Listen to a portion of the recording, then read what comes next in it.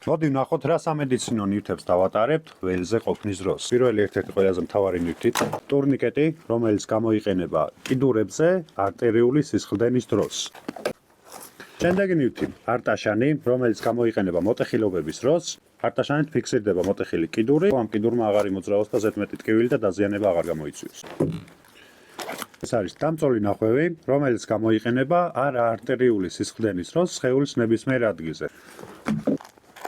თერმული საბანი გამოიყენება სისხლდენის დროს ადამიანის ტემპერატურის დაკარგვის დროს, რომ ადამიანს ტემპერატურა შეგუნარჩუნოთ.